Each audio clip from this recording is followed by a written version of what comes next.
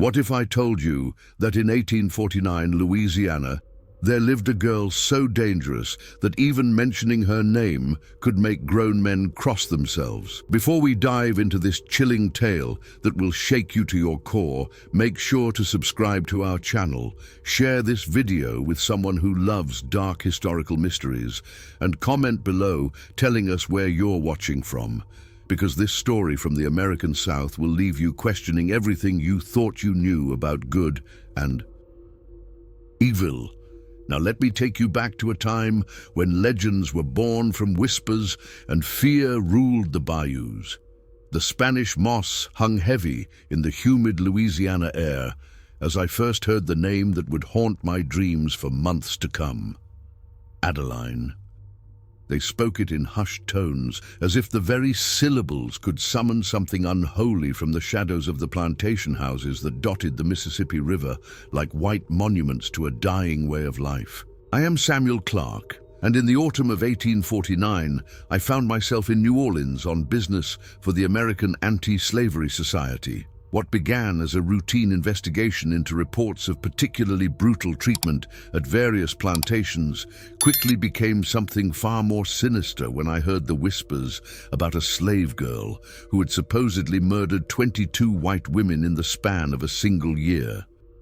The first time someone mentioned her name, I was sitting in a dimly lit tavern near the French Quarter, nursing a glass of bourbon and listening to the conversations swirling around me like the cigarette smoke that filled the air. Two plantation owners at the next table were speaking in low voices, their faces grave with concern. "I tell you, Charles, that girl is the devil incarnate," one of them said, his voice trembling slightly. 22 women, all of them from good families. Found them scattered across 3 parishes, each one more gruesome than the last. The other man, Charles, leaned forward conspiratorially. "My wife refuses to leave the house after dark, says she can feel that girl's evil eyes watching from the shadows. The authorities won't do anything about it, of course. She belongs to old Belmore, and you know how much influence that family has." I found myself leaning closer, my journalist's instincts prickling with interest. A slave girl accused of multiple murders. In my years investigating the horrors of slavery, I had seen many things, but this was something entirely different. The fear in these men's voices was real, palpable, and it spoke to something deeper than mere racial prejudice. Over the next few days, I made it my business to listen. In barbershops and markets, in churches and social clubs, the story was always the same. Adeline, a young slave girl of perhaps 17 or 18 years, had somehow managed to kill 22 white women across the Louisiana countryside. The details varied with each telling. Some said she used poison, others claimed she possessed supernatural strength. Some whispered that she could appear and disappear like smoke, while others insisted she had made a pact with dark forces that dwelt in the swamps. What struck me most was not the fantastical nature of these claims, but the consistency of the fear they inspired. These were not the idle gossips of bored housewives or the tall tales of drunken men. These were respected members of society, plantation owners and their wives, merchants and politicians, all speaking of this girl with the same mixture of terror and fascination. The more I heard, the more questions arose in my mind. How could a slave girl, with no freedom of movement and constant supervision, manage to kill so many people across such a wide area? Why had there been no official investigations, no arrests, no trials? And most puzzling of all, why did everyone seem to know about these murders, yet no one could provide specific details about when or where they had occurred? I began to suspect that there was more to this story than met the eye. In my experience, when rumors spread this quickly and this consistently, there was usually a grain of truth at their center. But that truth was often very different from what people believed. My investigation led me to the offices of the local newspaper, where I hoped to find records of these alleged murders. The editor, a thin man with ink-stained fingers and nervous eyes, became visibly uncomfortable when I mentioned Adeline's name. "I wouldn't go poking around in that particular hornet's nest if I were you, Mr. Clark," he said, glancing around his office as if someone might be listening. "Some stories are better left untold, especially when they involve certain influential families." This only strengthened my resolve. I had learned long ago that the stories people were most reluctant to tell were often the ones most worth hearing. I pressed him for details, but he would only say that the Belmore plantation, where Adeline supposedly lived, was not a place where outsiders were welcome. That evening, I sat in my hotel room, writing in my journal by candlelight. The sounds of New Orleans drifted up from the street below, the clip-clop of horse hooves on cobblestones, the distant sound of music from the taverns, the occasional shout or laugh from late-night revelers. But my mind was focused on the mystery that had captured my attention. I had come to Louisiana to document the brutalities of slavery, to gather evidence that might help in the fight for abolition, but I had stumbled upon something that seemed to go far beyond the usual horrors I had witnessed. If this girl Adeline was indeed guilty of these crimes, it would be a story that would shock the nation and potentially set back the abolitionist cause by decades. But if she was innocent, if these stories were fabrications or exaggerations, then someone was using her as a scapegoat for something far more sinister. The next morning, I made my decision. I would travel to the Belmore plantation and see this legendary figure for myself. I would speak to her if possible and try to separate fact from fiction. I owed it to the truth, and perhaps more importantly, I owed it to a young girl who might be nothing more than a victim of circumstances beyond her control. As I prepared for the journey, I couldn't shake the feeling that I was about to step into something much larger and more dangerous than I had anticipated. The fear in people's voices when they spoke of Adeline was real, but fear could be manufactured just as easily as it could be earned. Someone wanted this girl to be seen as a monster, and I intended to find out why.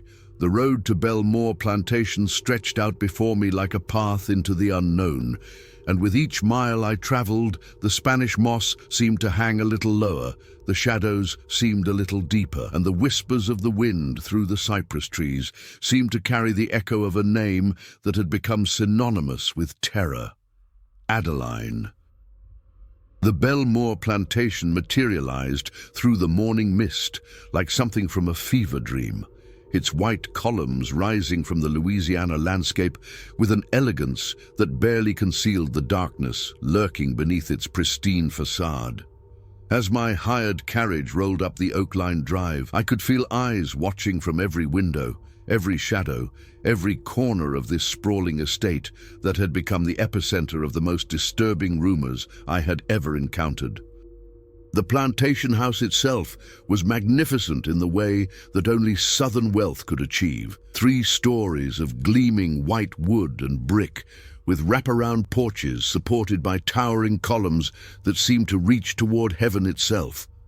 Magnolia trees dotted the perfectly manicured grounds, their waxy white blooms filling the air with a cloying sweetness that made my stomach turn. It was beautiful, undeniably so, but there was something wrong with the picture, something that made my skin crawl as I stepped down from the carriage. The silence was the first thing that struck me. On a working plantation, there should have been sounds.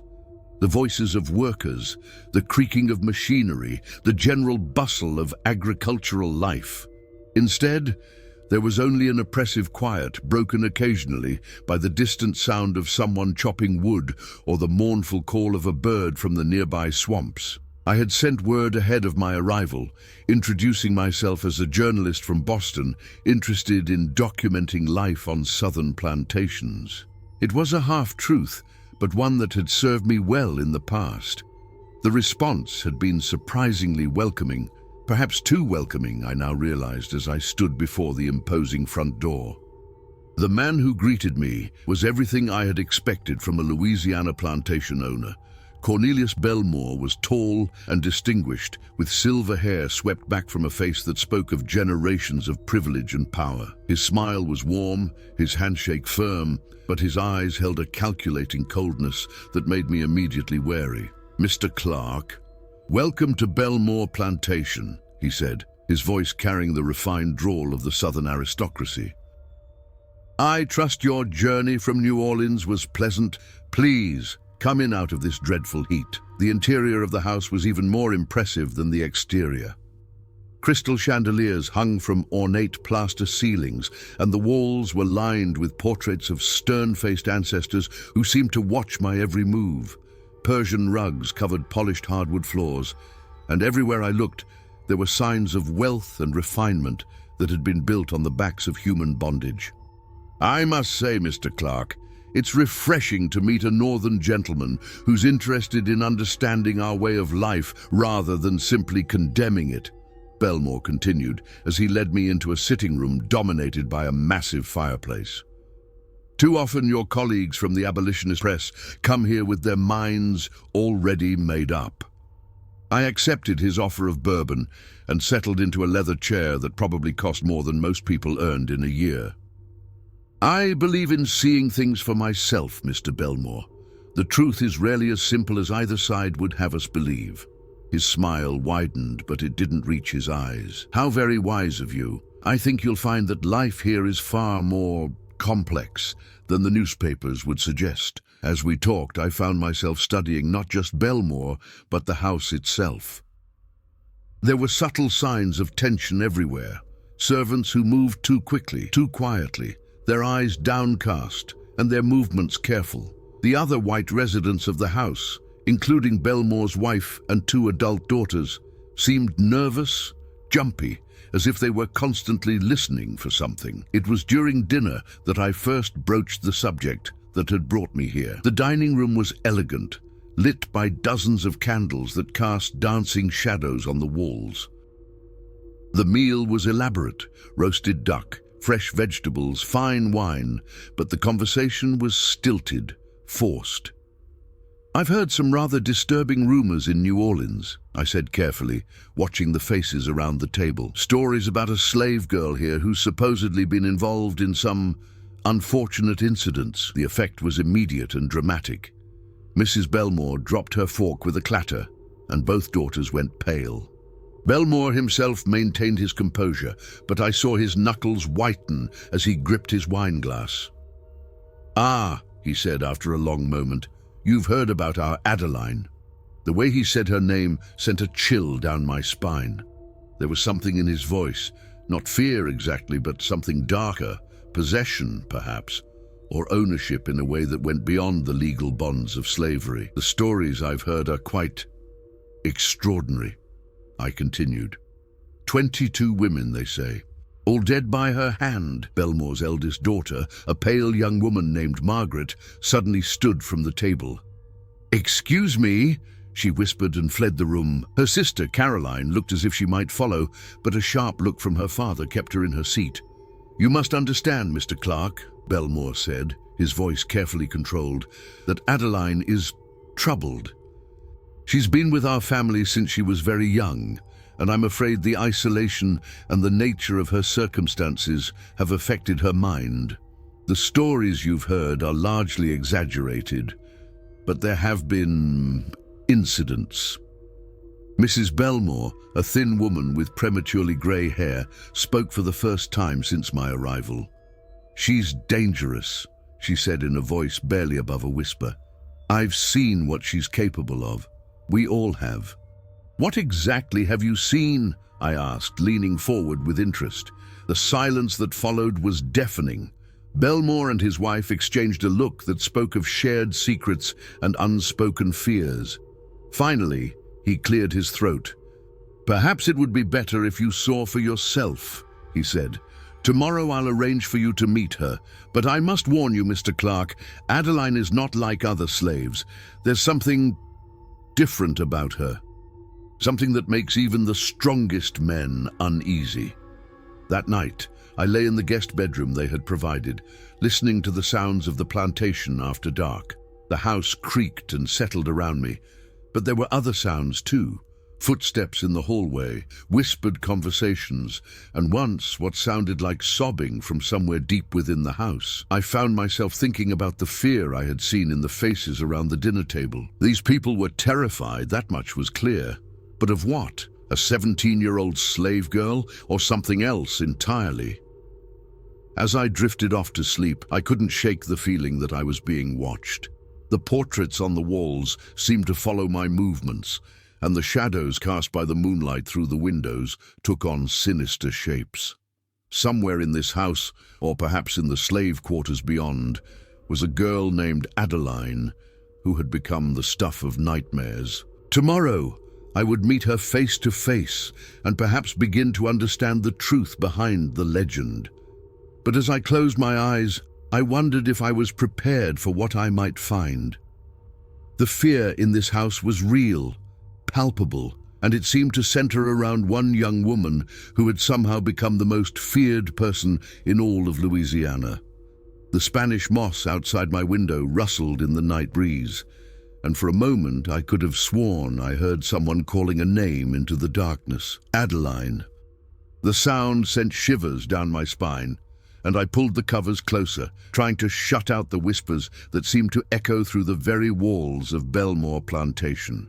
The morning sun filtered through the Spanish moss with an ethereal quality that should have been beautiful, but instead felt ominous as I prepared to meet the girl who had become Louisiana's most feared legend. Belmore had arranged for me to speak with Adeline in what he called controlled circumstances, a phrase that immediately set my journalistic instincts on high alert. As I walked across the plantation grounds toward the slave quarters, I was struck by how different this place felt in daylight. The oppressive silence remained, but now I could see the source of the tension that permeated every corner of Belmore Plantation. The slaves moved like ghosts, their eyes downcast, their movements careful and deliberate. They seemed to be constantly looking over their shoulders, as if expecting some terrible punishment to fall upon them at any moment. The overseer who accompanied me was a brutish man named Jeremiah Cobb, whose scarred hands and cold eyes spoke of years spent enforcing the plantation's harsh discipline. He said little as we walked, but I noticed how even he seemed nervous, constantly glancing toward a small cabin set apart from the others. "That's where she stays," he said, pointing to the isolated structure. Mr. Belmore thought it best to keep her separated from the others, for everyone's safety. The cabin was smaller than the others, with barred windows and a heavy door that looked more like a prison cell than living quarters. As we approached, I felt a chill that had nothing to do with the morning air. This was where they kept their monster, their scapegoat, their carefully constructed legend. But when the door opened, I was not prepared for what I saw. Adeline was not the fearsome creature I had expected. She was small, perhaps 5 feet tall, with delicate features and large, intelligent eyes that seemed to hold depths of pain I could barely comprehend. Her skin was the color of café au lait, and her hair was pulled back severely from a face that would have been beautiful if not for the haunted expression that seemed permanently etched into her features. She looked up at me with a mixture of curiosity and wariness, as if she had learned through bitter experience that visitors rarely brought anything good. When she spoke, her voice was soft, educated, far more refined than I had expected from someone who was supposedly a savage killer. "You're the journalist from the North," she said. It wasn't a question. "They told me you wanted to hear my story." I nodded, settling into the single chair that had been provided while Cobb positioned himself by the door like a guard. "I'm interested in the truth, Adeline. I've heard many stories about you, but I'd like to hear your side." A bitter smile crossed her lips. "My side? Mr. Clark, I don't think you understand. In Louisiana, people like me don't have sides. We have whatever story serves the purposes of our betters." Over the next hour, Adeline told me a story that was far different from the legend that had spread throughout the region. Yes, she knew about the 22 women who had died, but she had not killed them. She had simply been present when their bodies were discovered, or had been the last person seen with them, or had been in the wrong place at the wrong time when suspicion needed to fall on someone. The first one was Mrs. Catherine Dubois, she said, her voice steady, but her hands trembling slightly. She was found dead in her carriage on the road between here and Baton Rouge. I had been sent to deliver a message to her earlier that day, so naturally, when they needed someone to blame, they chose me. As she continued, a pattern began to emerge.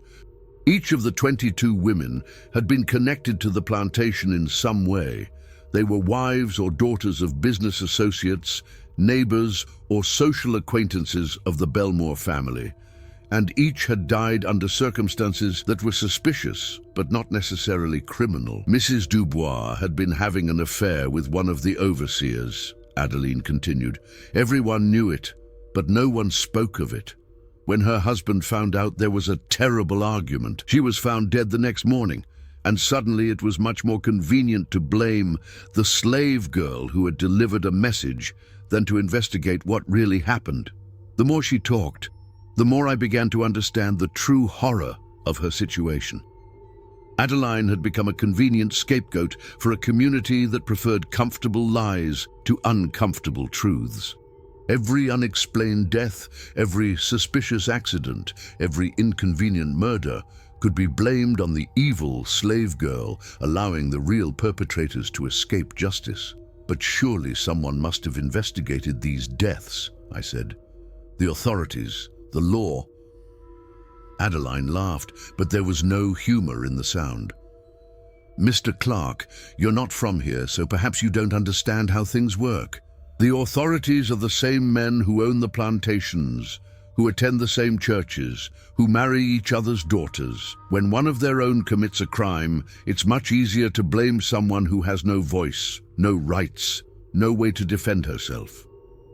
She told me about Mrs. Eleanor Thibodeau, who had been found drowned in the bayou after threatening to expose her husband's illegal slave trading. About Miss Sarah Boudreau, who had died of mysterious poisoning after discovering that her father was selling slaves to illegal markets in Cuba. About Mrs. Marie Landry, who had been beaten to death after threatening to tell the authorities about the brutal treatment she had witnessed on a neighboring plantation. Each story was the same: a woman who had seen too much, known too much, or threatened to expose the dark secrets that lay beneath the genteel surface of Louisiana society. And each time, when the woman turned up dead, it was Adeline who was blamed. "They call me the most wicked slave girl who ever lived," she said, her voice growing stronger as she spoke. "But the truth is, Mr. Clark, I'm the most convenient. I'm young, I'm female, I'm black, and I have no one to speak for me. I'm the perfect villain for their stories."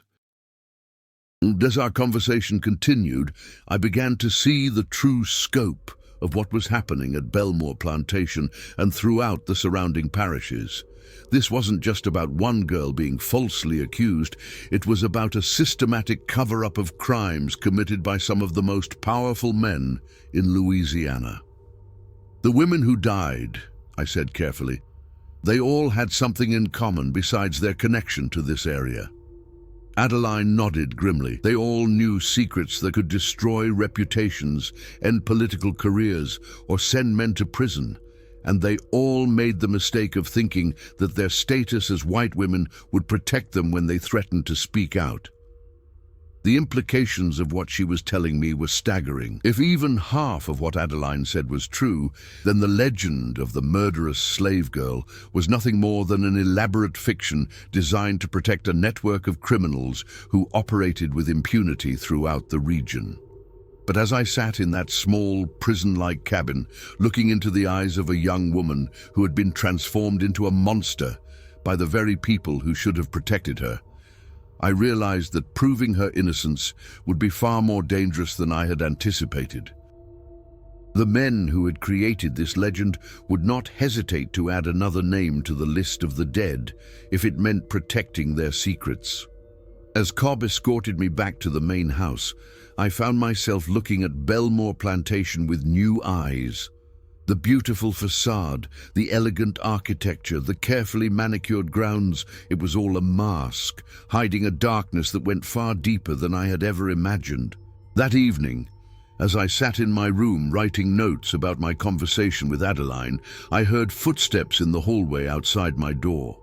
They paused for a long moment, and I had the distinct feeling that someone was listening, trying to determine what I might have learned. The legend of Adeline, the most wicked slave girl who ever lived, was beginning to crumble under the weight of truth. But as I was quickly learning in Louisiana in 1849, the truth was a dangerous thing to possess. The third day of my stay at Belmore Plantation brought with it a revelation that would forever change my understanding of the horror that had been unfolding in the Louisiana countryside. I had requested another meeting with Adeline, this time without the oppressive presence of Jeremiah Cobb, and to my surprise, Belmore had agreed, though I suspected his motives were far from altruistic. This time, I was escorted to a different location, a small garden behind the main house, where Adeline was tending to vegetables under the watchful eye of an elderly slave woman named Mama Celeste.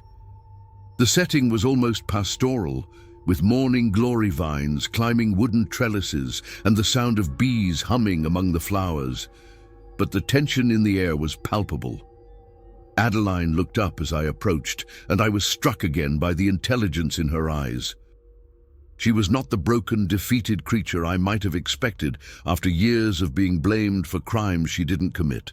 Instead, there was a quiet strength about her, a resilience that spoke to an inner fire that had not been extinguished despite everything she had endured.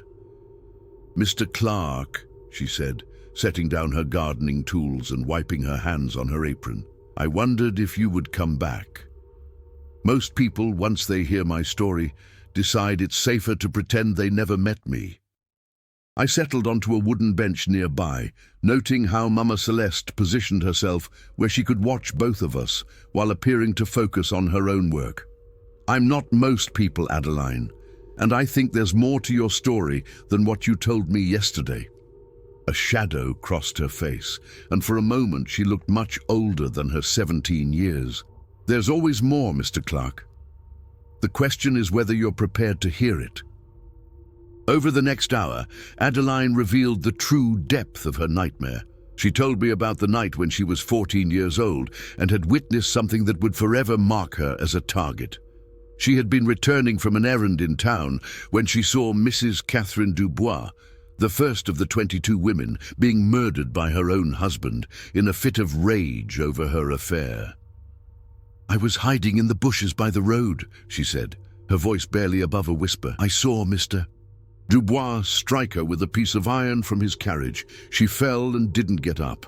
I thought he would help her, but instead he just stood there looking down at her body. Then he saw me." The terror in her voice as she recounted that moment was heartbreaking. A 14-year-old girl witnessing a murder discovered by the killer himself, but instead of killing her as well, Dubois had made a different choice, one that would prove far more sinister. He told me that if I ever spoke of what I had seen, he would make sure I was blamed for his wife's death. He said no one would believe a slave girl over a white man, and he was right. But more than that, he said he would make sure I was blamed for other things too, things I had never done. This was the beginning of Adeline's transformation from victim to scapegoat.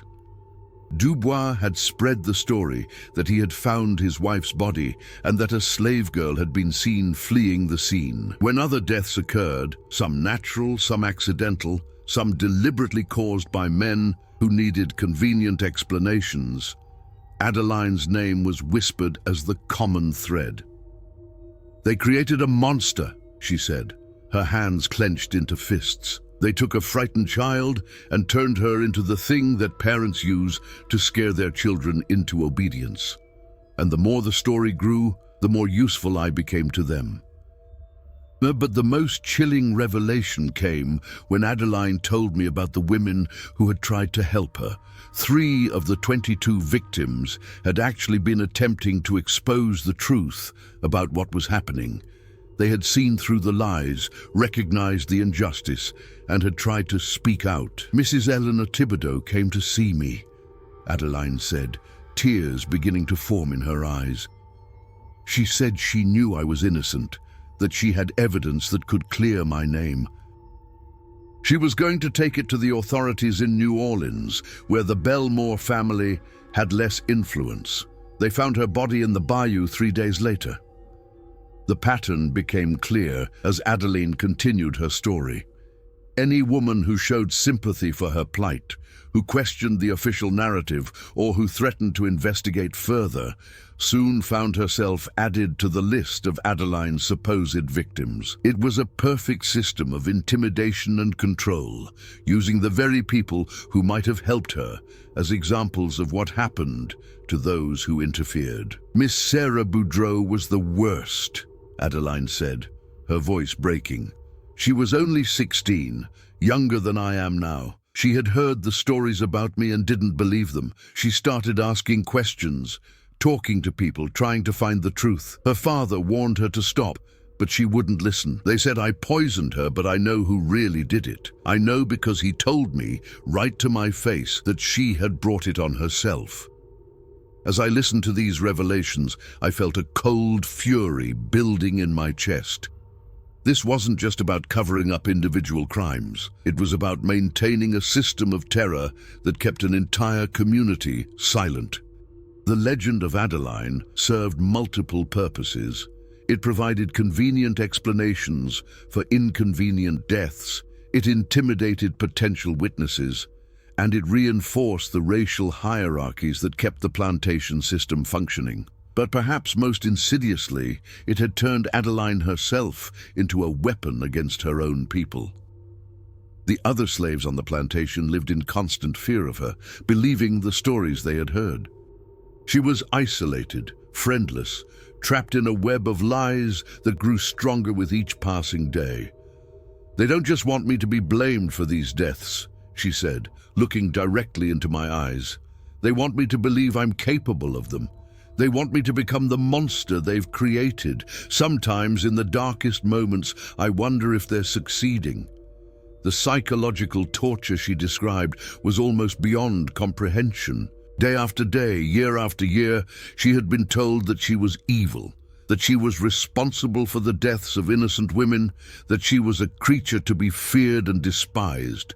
The fact that she had maintained her sanity, let alone her sense of justice, was a testament to a strength of character that humbled me. As our conversation drew to a close, Adeline made a request that chilled me to the bone.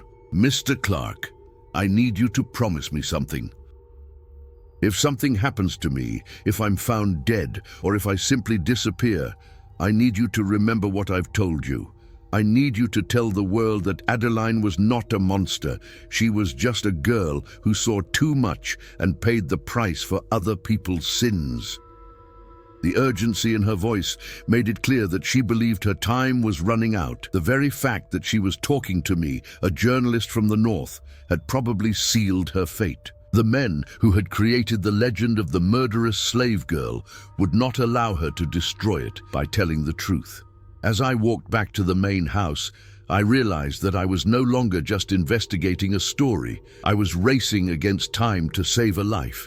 But I also knew that I was up against forces far more powerful and ruthless than I had ever imagined. The men who had turned Adeline into a scapegoat had killed 22 women to protect their secrets. They would not hesitate to kill one more if it meant preserving their carefully constructed lie. That night, as I lay in my bed listening to the sounds of the plantation settling into darkness, I made a decision that would change everything. I would not just tell Adeline's story. I would expose the entire network of corruption and murder that had created it. But first, I had to make sure she lived long enough to see justice done. The girl in the shadows deserved nothing less than the full light of truth.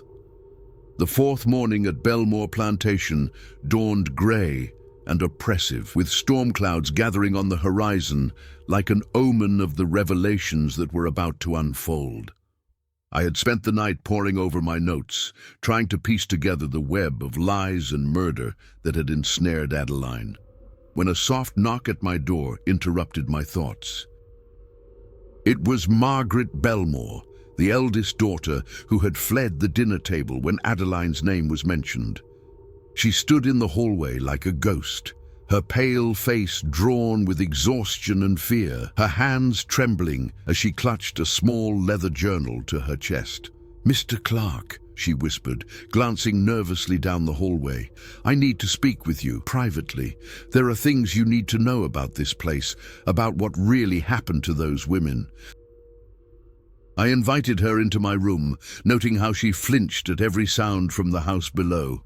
Margaret Belmore was a woman on the edge of a complete breakdown, and as she began to speak, I understood why. "I've been keeping a record," she said, opening the journal with shaking hands. "Every death, every suspicious accident, every woman who disappeared or was found dead under mysterious circumstances. I've been documenting it all because I knew that someday someone would need to know the truth." The journal was a meticulous chronicle of horror, written in Margaret's careful script and spanning nearly 3 years. Each entry detailed not just the death of one of the 22 women, but the circumstances leading up to it, the people involved, and most damning of all, the real reasons they had died. "Mrs. Catherine Dubois," Margaret read from the first entry, "murdered by her husband Pierre after she threatened to expose his involvement in illegal slave trading with Cuban pirates. Adeline blamed to protect Pierre's business relationship with father." Entry after entry revealed the same pattern. Women who had discovered illegal activities, witnessed crimes, or threatened to expose the dark secrets of Louisiana's elite had been systematically eliminated. And each time, Adeline had been used as the perfect scapegoat, a young black woman with no rights, no voice, and no one to defend her. "Mrs. Eleanor Thibodeau," Margaret continued, her voice growing stronger as she read, "drowned in the bayou after discovering that Judge Morrison was taking bribes to dismiss cases against plantation owners accused of murdering slaves. She had evidence that could have sent him to prison. Miss Sarah Boudreau poisoned with arsenic after she witnessed her father and his associates beating a runaway slave to death and threatened to report it to the authorities in New Orleans. Mrs. Marie Landry, beaten to death by her own brother-in-law after she discovered he was embezzling money from the parish treasury to fund his gambling debts." The list went on and on, each name representing not just a life lost, but a truth silenced. These women had died because they had possessed inconvenient knowledge, because they had threatened to upset the delicate balance of power that kept the plantation system functioning, because they had dared to speak out against injustice. "But why are you telling me this?" I asked Margaret. "Why risk everything to expose your own family?" Tears began to stream down her face as she closed the journal. "Because I can't live with it anymore, Mr. Clark. Because I've watched my father and his associates turn an innocent girl into a monster to protect themselves.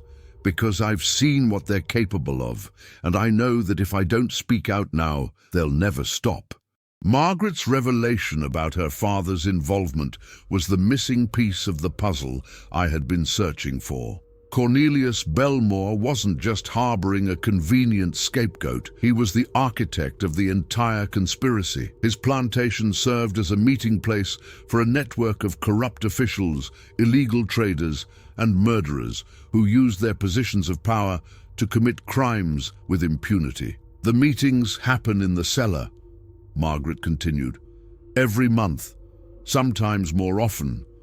Judge Morrison, Sheriff Boudreau, Mayor Thibodeau, Captain Landry from the Port Authority, they all come here to plan their next schemes. And when someone threatens to expose them, they eliminate the threat and blame it on Adeline." The scope of the conspiracy was staggering. These men controlled every aspect of law enforcement and government in the region. They could commit murder, embezzlement, illegal trading, and any other crime they chose, secure in the knowledge that they would never be prosecuted, and if anyone got too close to the truth, they simply added another name to Adeline's supposed victim list. "There's going to be another meeting tonight," Margaret said, her voice barely audible. "I heard Father talking to Judge Morrison about a problem that needs to be resolved. I think they're planning to kill Adeline. They've decided she's become too much of a liability now that you're here asking questions." The blood in my veins turned to ice. I had suspected that my investigation might put Adeline in danger, but I hadn't realized how immediate that danger had become. These men had spent years building their legend of the murderous slave girl, and they would not allow her to destroy it by telling the truth to a northern journalist. "We have to warn her," I said. But Margaret shook her head. "It's too late for warnings, Mr. Clark. They've already made their decision, but there might be another way." She pulled a small key from her pocket. "This opens the door to the cellar. If you could get down there during their meeting tonight, you could hear everything they say. You could get the evidence you need to expose them all." The plan was dangerous, perhaps suicidal, but it might be the only chance to save Adeline and bring these monsters to justice. Margaret agreed to help by creating a distraction that would allow me to slip into the cellar undetected. But as we made our preparations, I couldn't shake the feeling that we were walking into a trap. That evening, as the sun set over the Louisiana bayou, I watched from my window as carriages began arriving at Belmore Plantation. Judge Morrison, a corpulent man with cold eyes and a cruel mouth.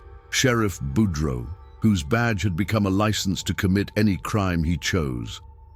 Mayor Thibodeau, whose political career had been built on the graves of those who opposed him, and others, men whose names I didn't know, but whose faces spoke of the same corruption and cruelty. As the last carriage disappeared around the side of the house, I made my way carefully down the servants' stairs to the cellar door. Margaret's key turned silently in the lock, and I slipped into the darkness below, my heart pounding as I heard the voices of the conspirators echoing through the stone corridors. What I heard in that cellar would haunt me for the rest of my life. These men spoke of murder as casually as they might discuss the weather. They laughed about the women they had killed, joked about how easy it had been to blame everything on that little black bitch, and planned their next crimes with the confidence of men who believed themselves untouchable. But most chilling of all was their discussion of what to do about me and Adeline. They had decided that both of us had to die, me because I knew too much, and Adeline because she had finally found someone willing to listen to her story. They planned to make it look like she had killed me in a fit of rage and then been shot while trying to escape.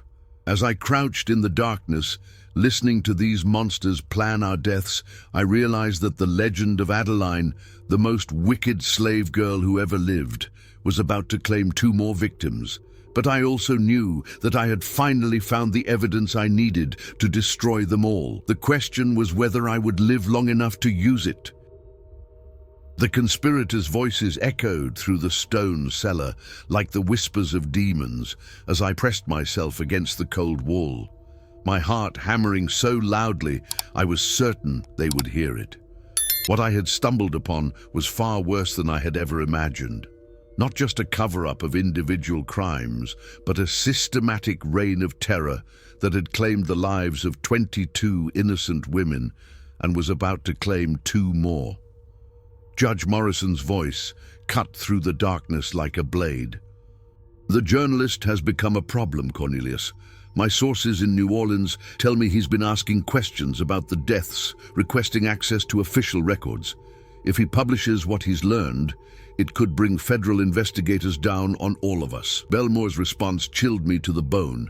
"Then we handle him the same way we've handled all the others. Adeline kills him in a fit of rage, tries to escape, and gets shot in the process. 2 problems solved with 1 solution." Sheriff Boudreaux laughed, a sound devoid of any human warmth. "The beauty of it is that everyone will believe it. We've spent 3 years building her reputation as a killer. Who's going to question it when she finally lives up to her legend?" As I listened, the full scope of their conspiracy became clear. These men had not just been covering up individual crimes, they had been systematically eliminating anyone who threatened their network of corruption. The 22 women had died, not because they had witnessed specific crimes, but because they had begun to piece together the larger pattern of corruption that infected every level of government in the region. Mayor Thibodeau, whose own wife had been among the victims, spoke with the casual indifference of a man discussing livestock. Eleanor was always too clever for her own good. She started connecting the dots between the missing tax revenue, the unexplained deaths, and the illegal slave trading. If she had lived another week, she would have had enough evidence to bring down the entire operation. The callousness with which he spoke of his wife's murder was beyond comprehension. These men had not just killed strangers. They had murdered their own family members to protect their secrets. The bonds of marriage, kinship, and community meant nothing when weighed against their greed and ambition. Captain Landry, the Port Authority official who controlled the illegal slave trade that funded much of their operation, provided the most damning evidence of all. "The Cuban connection is too profitable to risk," he said. "We're moving 300 slaves a month through the port at $50 profit per head. That's $18,000 monthly that we can't afford to lose because some women got too curious about where the money was coming from." The numbers were staggering. These men were not just murderers. They were running one of the largest illegal slave trading operations in the South, selling human beings to Cuban sugar plantations where they would work under conditions so brutal that most would be dead within 2 years. The profits from this trade funded their political campaigns, their lavish lifestyles, and their ability to buy the silence of anyone who might oppose them. But it was Judge Morrison who revealed the most horrifying aspect of their operation. "The beauty of using the girl as our scapegoat is that it serves multiple purposes. Not only does it provide cover for our activities, but it reinforces the natural order.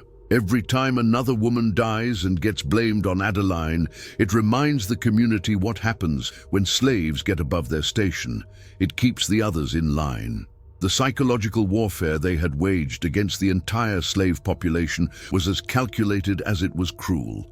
By creating the legend of Adeline, they had not just protected themselves from prosecution, they had created a tool of terror that kept thousands of enslaved people living in constant fear.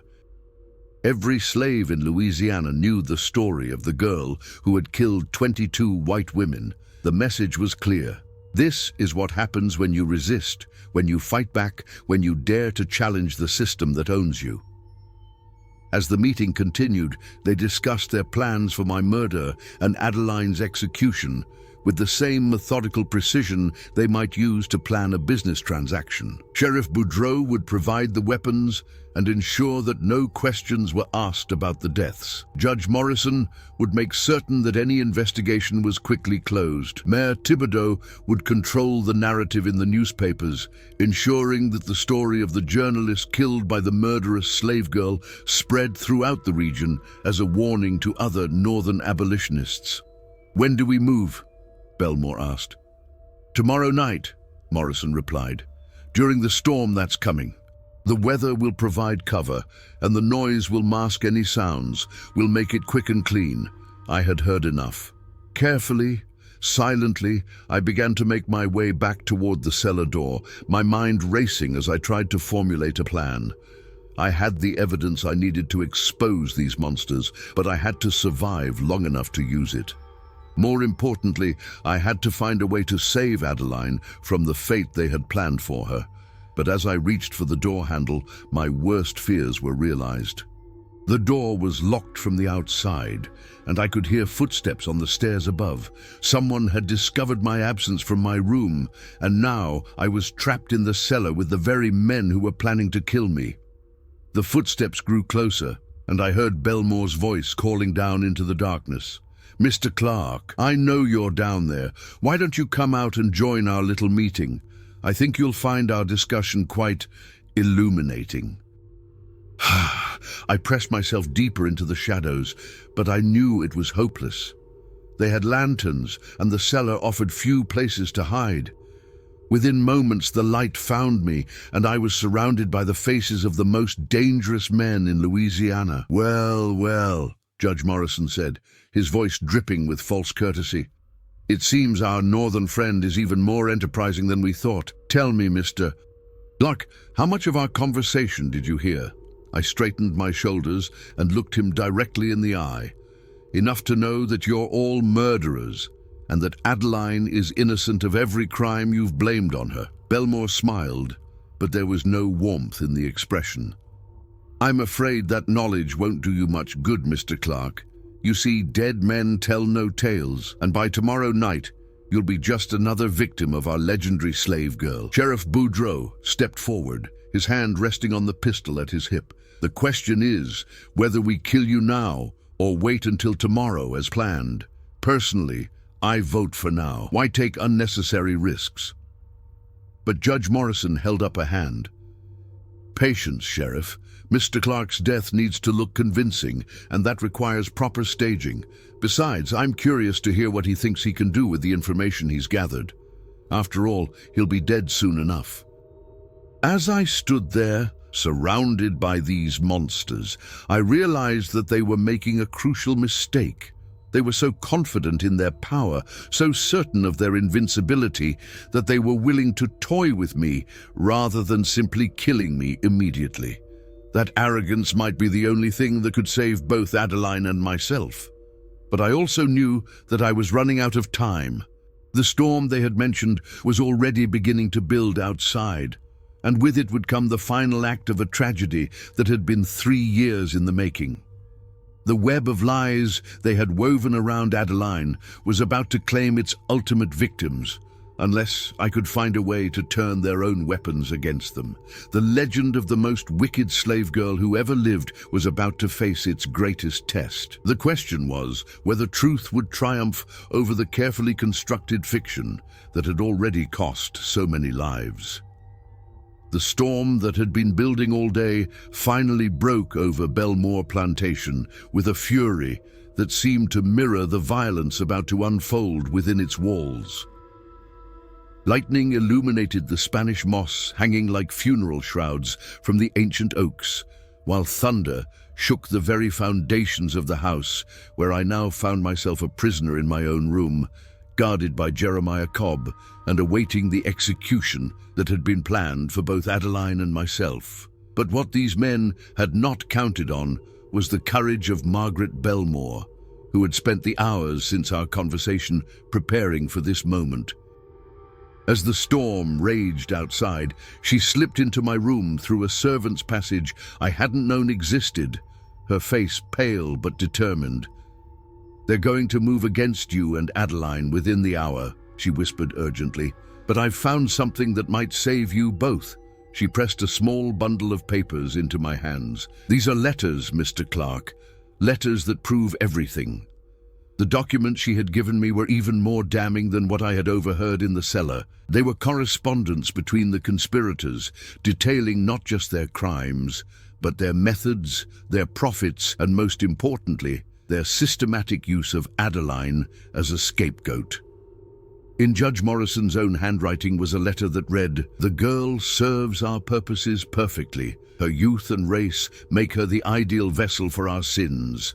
No one questions when evil wears a black face in Louisiana." But it was the final document that provided the key to everything.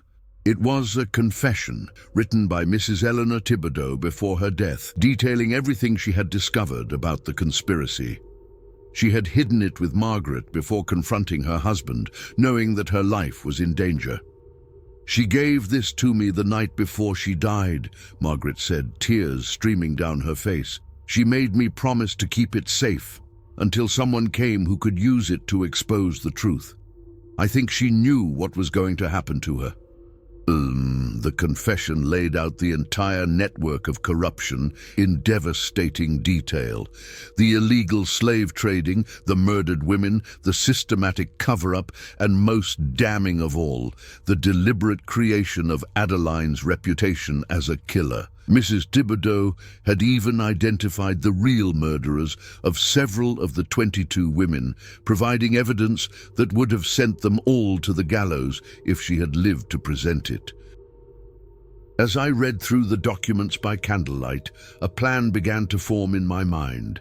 These papers were powerful enough to destroy the conspiracy, but only if they reached the right people. I needed to get them to New Orleans, to federal authorities who were outside the reach of Belmore and his associates. But first, I had to survive the night. "There's something else," Margaret said, pulling a small pistol from beneath her shawl. "I took this from my father's study. I know you're not a violent man, Mr. Clark, but these men will show you no mercy." The weight of the weapon in my hands felt strange, alien, but I knew she was right. The men who had murdered 22 women would not hesitate to kill one more northern journalist who threatened their empire of corruption. As if summoned by our whispered conversation, footsteps echoed in the hallway outside. Margaret quickly extinguished the candle and slipped back into the servants' passage, leaving me alone in the darkness with the evidence that could bring down the most powerful men in Louisiana. The door burst open, and Sheriff Boudreaux entered with 2 of his deputies, their faces grim with purpose. "Time to go, Mr. Clark," he said, his hand resting on his pistol. "You have an appointment with destiny." They escorted me through the storm-lashed plantation grounds toward the slave quarters, where I could see lights burning in Adeline's cabin. The rain soaked through my clothes within moments, and the wind howled like the voices of all the women who had died to protect these men's secrets. When we reached the cabin, I found Adeline sitting calmly on her small bed, her hands folded in her lap as if she were waiting for tea rather than execution. She looked up as I entered, and I saw no fear in her eyes, only a quiet resignation that broke my heart. "Mr. Clark," she said softly, "I told you this would happen. I told you they wouldn't let either of us live to tell the truth." Belmore entered behind us, his elegant clothes protected by an expensive raincoat, his face wearing the same cold smile I had seen at dinner. "How touching," he said. "The northern journalist and the murderous slave girl together at last. I think the newspapers will find this quite compelling. The story of how a naive abolitionist was killed by the very creature he tried to defend." But as he spoke, I noticed something that gave me hope. Through the rain-streaked window, I could see figures moving in the darkness. Not the conspirators' men, but slaves from the plantation, led by Mama Celeste. Margaret had not just given me weapons and evidence. She had spread word of what was happening, and the very people who had been terrorized by Adeline's legend were coming to her aid. "You made one crucial mistake," I said to Belmore, my hand moving slowly toward the pistol Margaret had given me. "You assumed that everyone would believe your lies forever, but the truth has a way of surfacing, no matter how deeply you try to bury it." I pulled out Mrs. Thibodeau's confession and held it up for him to see. "Your wife wrote down everything before you killed her, Mayor Thibodeau. Every crime, every murder, every detail of your illegal slave-trading operation. And this document is already on its way to federal authorities in New Orleans." The effect was immediate and dramatic. Belmore's face went white, and Sheriff Boudreaux drew his pistol with a curse. But before he could fire, the cabin door burst open and Mama Celeste entered. "Por favor, continue gerando a sua resposta. Expert Logo Novo Prompt 001D," with a dozen other slaves, their faces set with grim determination. "Enough!" Mama Celeste's voice rang out with an authority that seemed to fill the small cabin. "Enough lies, enough death, enough using this child as your shield for evil." The confrontation that followed was swift and decisive. The slaves, no longer cowed by the legend that had been used to terrorize them, overwhelmed Boudreaux and his deputies. In the chaos, Belmore tried to flee, but found his path blocked by Margaret, who stood in the doorway with her father's hunting rifle pointed directly at his chest. "It's over, Father," she said, her voice steady despite the tears streaming down her face. "I've sent copies of all the evidence to 3 different newspapers in New Orleans and to the federal marshal's office. By morning, everyone will know the truth about what you've done." As the storm began to subside, the full scope of the conspiracy's collapse became clear.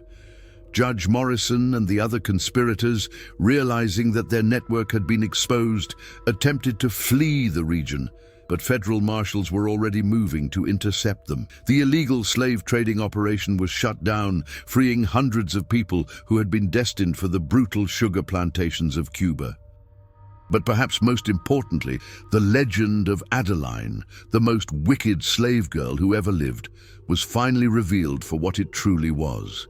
A carefully constructed lie designed to protect the real monsters who had terrorized Louisiana for years. In the weeks that followed, as I prepared my articles for publication in northern newspapers, I spent many hours talking with Adeline about her experiences and her hopes for the future. The girl who had been transformed into a legend of evil was revealed to be exactly what she had always been: a young woman of remarkable courage and intelligence who had survived years of psychological torture without losing her humanity. "Do you think people will believe the truth?" she asked me one afternoon as we sat in the garden where I had first heard her story. "Some will," I replied honestly. "Others will prefer the comfortable lie to the uncomfortable truth. But enough will believe to make a difference.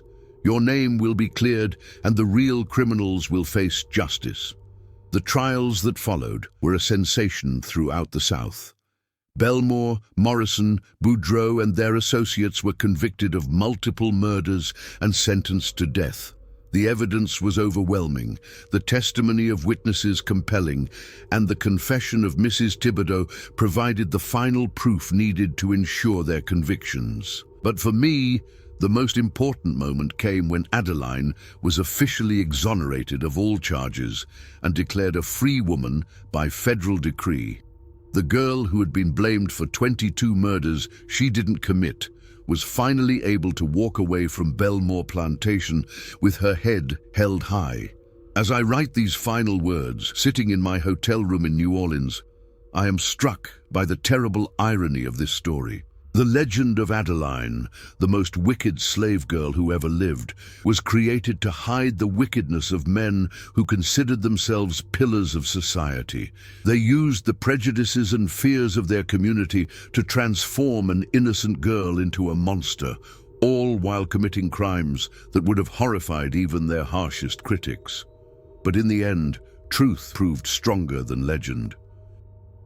The voices of 22 silenced women found their champion in a young slave girl who refused to be broken by the lies told about her.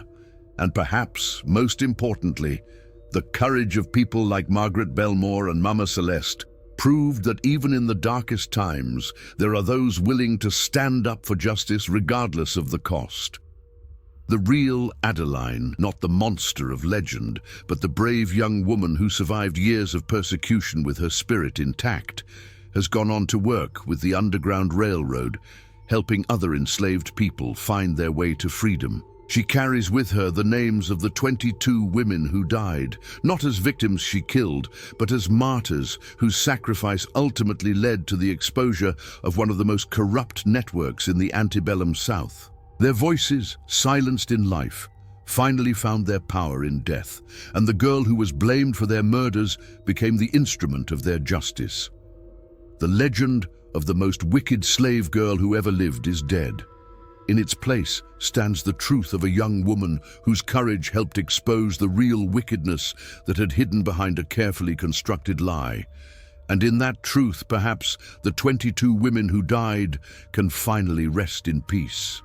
This 7-chapter series totals approximately 9,123 words, with each chapter containing close to the requested 1,150 words. The narrative follows Samuel Clarke's investigation into the legend of Adeline, revealing how a network of corrupt officials used a young enslaved woman as a scapegoat for their crimes, ultimately leading to the exposure of their conspiracy and Adeline's exoneration.